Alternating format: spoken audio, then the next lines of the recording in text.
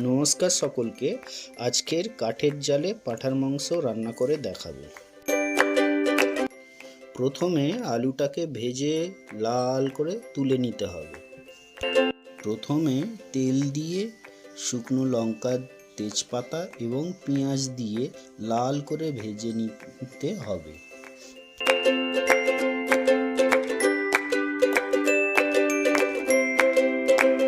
প্রথমে আদা বাটা দিয়ে কিছুক্ষণ পর রসুন বাটা দিয়ে ভালো করে ভাজতে হবে।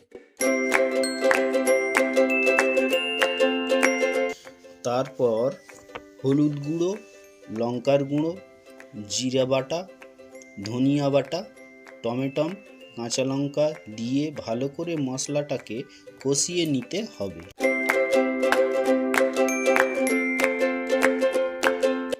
এরপর পাঁঠার মাংস দিয়ে 30 মিনিট মতো ভালো করে কষিয়ে নিতে হবে।